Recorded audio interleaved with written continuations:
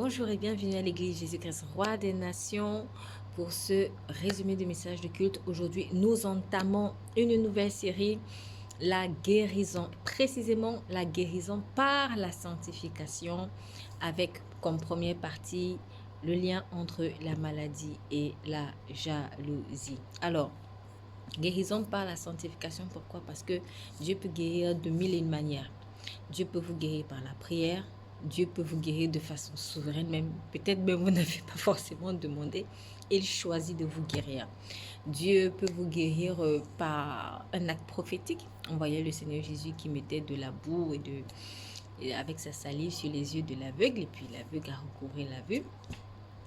Dieu peut vous guérir au travers d'une imposition de main.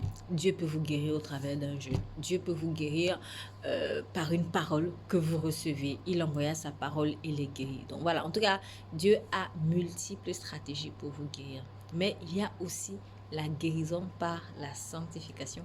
Et en tout cas, personnellement, je remarque que c'est quelque chose, c'est un moyen de guérison que beaucoup de personnes, pas tout le monde, attention, mais que beaucoup de personnes n'aiment pas. Pourquoi? Parce que ça les oblige à être vrais devant Dieu.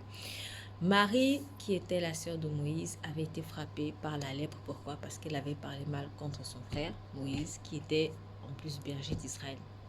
Mais ce qui était davantage grave, c'est que le témoignage que Dieu, lui, il avait à l'égard de Moïse, lui, il était bon. Parce que dans Nombre 12, versets 3 à 7, on dit Moïse était un homme fort patient, plus qu'aucun homme sur la face de la terre. D'autres versions disent était un homme fort humble, plus qu'aucun homme sur la face de la terre. Dans le verset 7, on dit, c'est Dieu qui parle, il dit Moïse est fidèle dans toute ma maison. Voilà, donc Aaron et Moïse critiquaient Moïse alors que Dieu voyait en Moïse un homme fort patient ou humble comme vous voulez et un homme fidèle dans sa maison.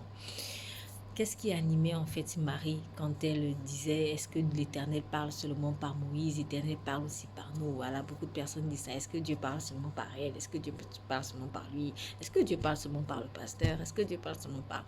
Tout ça c'est vrai, c'est vrai.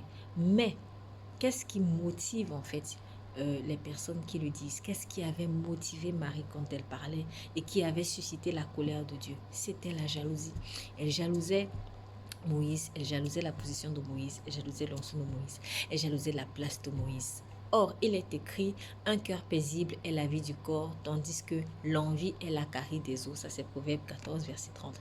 Et la version Parole de vie dit, un esprit paisible donne la santé, mais la jalousie ronge le corps.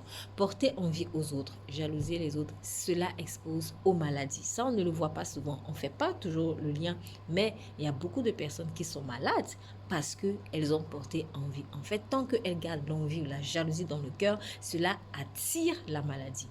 La jalousie, c'est un zèle amer. D'ailleurs, dans la Bible, on utilise souvent indifféremment les deux expressions jalousie ou zèle amer. C'est pour dire que quand notre zèle pour faire quelque chose devant Dieu n'est pas pur, cela nous expose aux maladies et même à la mort. Vous voyez le cas des fils d'Aaron qui moururent en offrant du feu étranger à l'autel de Dieu dans Lévitique 10, versets 1 à 2. Ils ont été animés par un zèle amer en fait. Ça, c'était vraiment le culot. Le culot, ils ne devraient pas faire ça. Ils l'ont fait. Ce n'était pas leur position.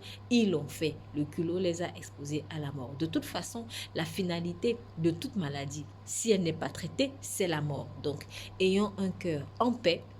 Ne laissons pas le mauvais zèle, en particulier le mauvais zèle de la jalousie, nous agiter intérieurement. Sinon, cela finira un jour par nous rendre malades.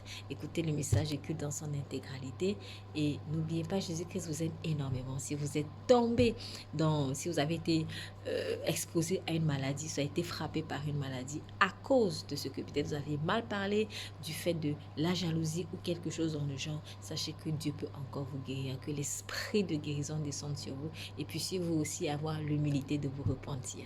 Vous êtes bénis.